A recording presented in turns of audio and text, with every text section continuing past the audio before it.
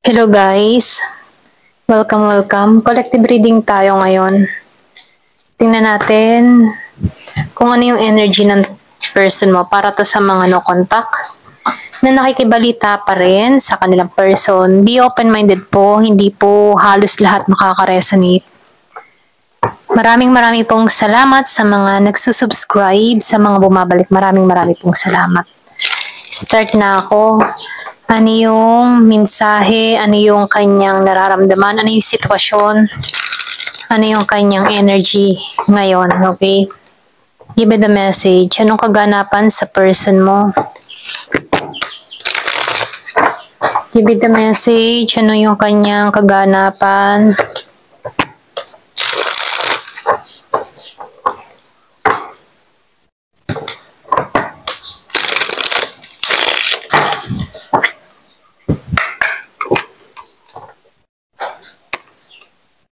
Give me the message.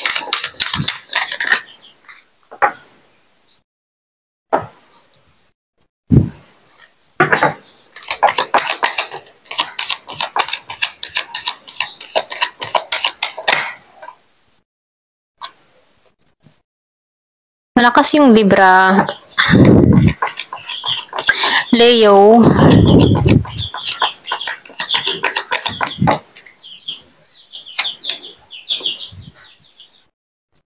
Aquarius. Meron ding Aquarius.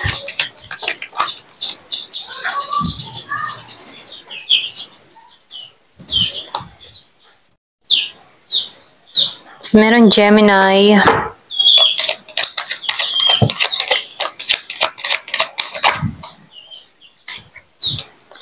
Plus air sign.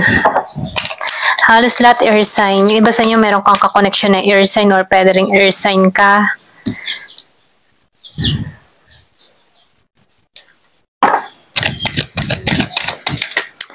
Nakikitaan ko dito, meron dito nakaka-recover. Malaki yung nangyayari sa tao mo. Yung iba, kung meron kang kadiling na air sign, Gemini, Aquarius, and Libra, nakaka-survive na to.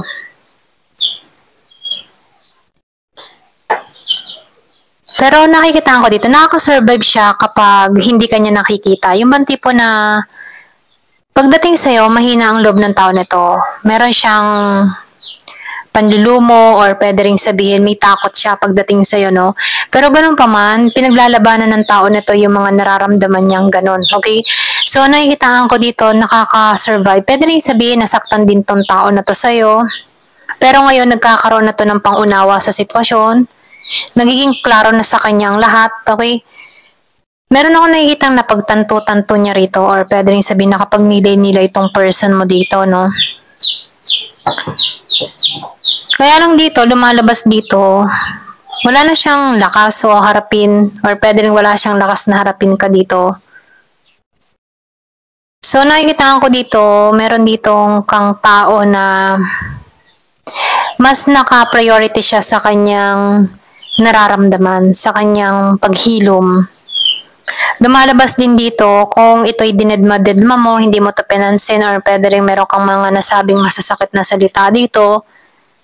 Nakikitaan ko dito na nakaka-recover na siya dito. Pwede rin sabihin, tinanggap na lamang niya yung mga binitawang mong masasakit na salita. Kung meron kang mga binitawang masasakit na salita sa tao na to, no, hinahanapan niya ng balanse yung sitwasyong kinakaharap niya. Kasi itong tao mo, ayaw din naman niyang ma-stuck dito. Naghihilom na siya dito, nakaka-recover, nagmo-moving on. Kung ikaw nag-moving on ka, ganon din tong tao na to. Mas hinahanap niya yung kapayapaan niya dito. Yung iba sa inyo, nakikitaan ko dito, bumitaw na rin to sa'yo, okay? Kung ikaw bumitaw na rin siya dito. Kumaga, itong tao mong ito, nahanap niya na yung kapayapaan niya, nahanap niya na yung kaligayahan niya dito. Kahit ikaw yung naging masayang nangyari sa kanya dito, no, nakikitawan ko dito na tinatanggap na nito na ayaw mo na sa kanya or binibitawan ka na rin niya, okay? Kasi itong tao na to, ayaw rin naman niyang ipilit yung kanyang sarili dito. Kasi dito, no, lumayo ka na ng loob ng tuluyan. Or pwede ring energy mo to, no, kung ikaw ay si Libra. Leo, Aquarius, and Gemini. So, nakikitaan ko dito, lahat halos air sign or pareho kayong air sign, ano? Nakikitaan ko dito, meron dito, yung man tipong nag-recover siya para sa kanyang sarili kahit mahirap. Pinili niya dito na alisan na lang to, ganon. Baga kahit masakit, tinanggap na lang ng tao na to na kailangan niyang tanggapin na wala ka na sa buhay niya, ganon.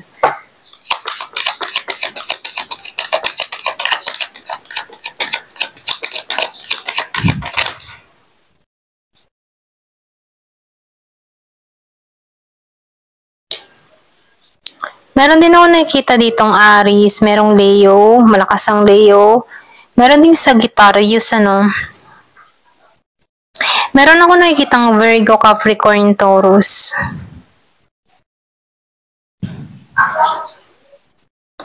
Lumalabas dito,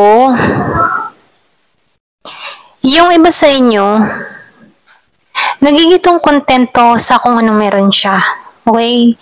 Meron kang tao dito na hindi naman siya mapaghangad na tao. Kontento sa kanya yung mga simpleng bagay basta masaya. So, nakikita ko dito, hindi naman siya materialistic dito or hindi siya ma-ambition dito, no? Kontento lang siya kung ano yung magpapasaya sa kanya. Yung bang simpleng pamumuhay, maayos na pamumuhay, okay na siya dun. Hindi siya nangangarap ng mas mataas. Kumbaga, nakikitaan ko dito sa tao mo na kapag mataas ang pangarap, madami din problema. Kaya itong tao mo, nananatili na lang siyang yung kontento, simpleng pamumuhay, ayos, basta't nakakakain ng 3 beses sa maghapon, okay na siya doon. Hindi siya naghahangad ng kung ano pa man, basta walang sakit, walang nararamdaman, okay ang pamilya, at masaya. Ganon.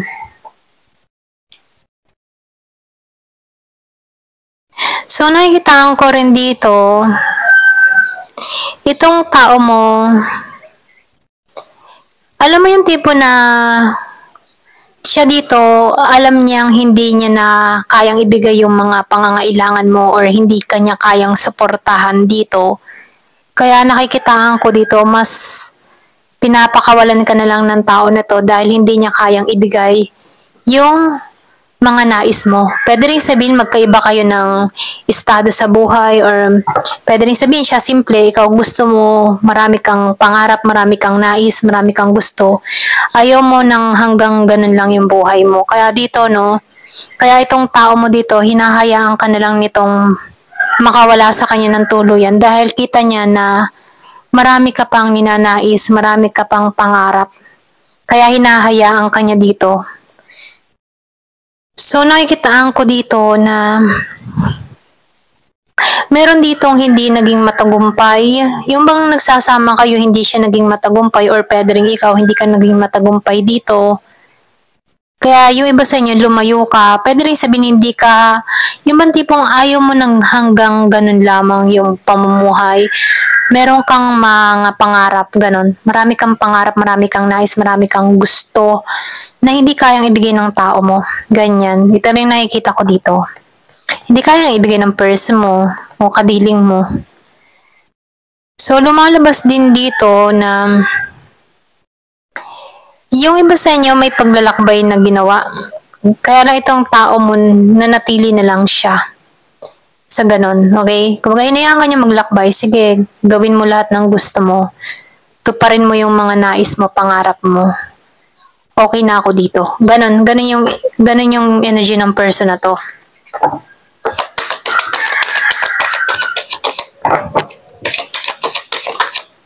Hindi kayo magkasundo sa yung bang sa buhay. Alam mo yun, ikaw pwedeng sabihin marami kang pangarap, marami kang gusto, siya hindi. Okay na siya sa ganon. Ayaw niya mag-level up, ganyan.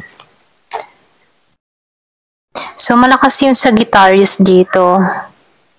Meron akong nakikitang transformation na nangyayari. Kumbaga, no, nakikitaan ko dito, yung iba sa inyo, inayaan ka nitong lumayo kahit yung pagnanais niya dito, andun pa rin yung alab, okay? Pinipigilan niya na magkaroon ng transformation para sa kanyang sarili. Hindi niya hinahayaan yung kanyang sarili na lumago.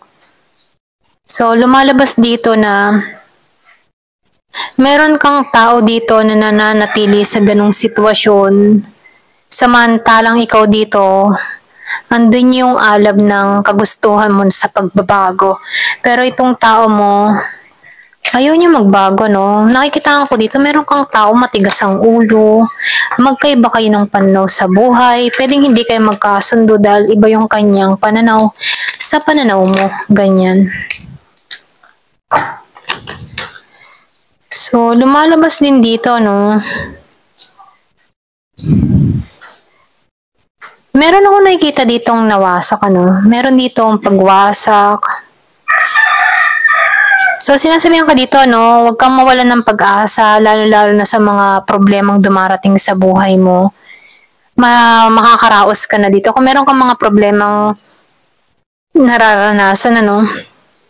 Nakikitaan ko dito na maalisan mo to ng maluwalhati.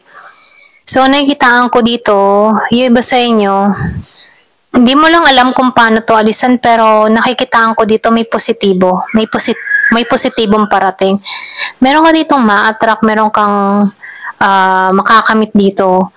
So, nakikitaan ko dito kung ikaw may nagnanais ng renewal, pagbabago, parating to, ito lang nakikita ko. Kung maga nasa yung liwanag, marami ka ng karanasan, marami kang experience. So, nakikitaan ko rin dito, meron ditong taong matatag. Matatag siya, kaya niya mga problemang kinakaharap niya. Matalino din siya, no? So, nakikita ko din dito, meron dito madasalin. Meron kang taong madasalin, no? Pwede rin energy mo to, madasalin kang tao, na kahit ano man yung mga pagsubok na dumarating sa iyo, kaya mo lahat, ganyan.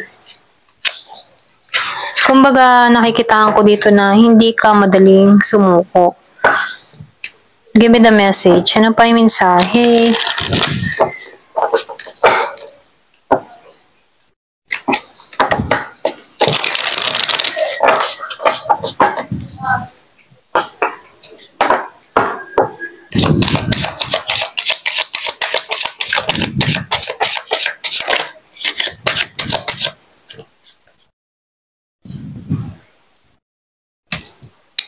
So, yung iba sa inyo, no, meron tricks dito. Meron ka din ditong tao na may paglilihim na ginawa, merong hindi naging tapat, okay?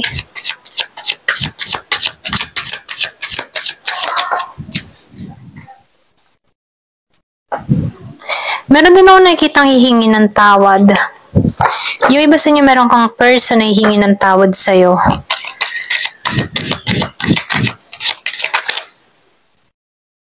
Kung ikaw naman yung may kasalanan dito, no? Gusto mo ng kapatawaran nito, okay? Yung iba sa inyo, meron ditong hingi na sorry, ganyan. Ma-ego. So, merong ego, merong matigas ang ulo. Yung sinabi ko kanina, may matigas ang ulo niya, ayaw niya magbago. Ganyan. So, nasa healing process. Meron ako nakikita dito nagpupurifying, nagki-cleansing, nire-release niya yung mga old habit.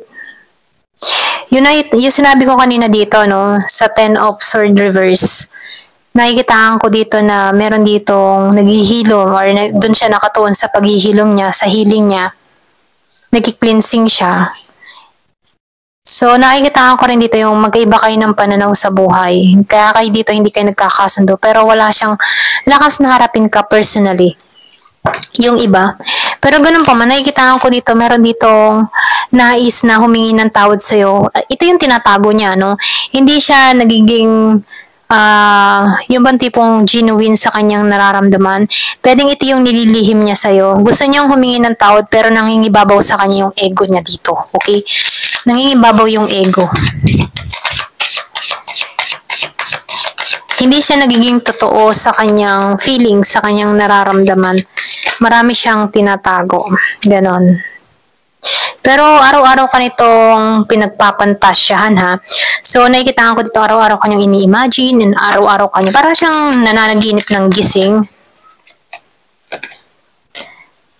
Yung iba sa inyo, loyal kang tao. So, nakikitaan ko dito ang déjà vu. Repeated pattern. Kumbaga, nakikitaan ko dito, may karmic lesson. Pwedeng past life mo siya dito. Para bang paulit-ulit yung pattern. Kumaga, feel mo parang nangyari na to, ganyan. So, meron dito past life, karmic lesson, merong kailangang matutunan. Meron ditong naimik ng one day, someday, somewhere, and another time. Yung bang tipo na balang araw, tayo pa rin dalawa. Kung hindi man ngayon, sa susunod na taon, okay? Kumaga, yung bang tipo na parang umaasa siya dito na isang araw, darating din yung time para sa inyong dalawa. Ganon. So, nakikita ko dito, umaasa pa rin tong tao na to, na balang araw magiging tama ang lahat, ganyan. Meron ako nakikita dito na nagpuput ng boundary. So, meron ditong gusto ng second chance, reconciliation, making amends, opportunity. So, nakikita ko dito yung second chance. Gusto pa ng pangalawang pagkakataon sa'yo. Ayan, kaya lang meron lang ditong nagmamatigasa. Okay? Ito na yung nakikita ko. Ayan. Thank you for watching. Love and peace.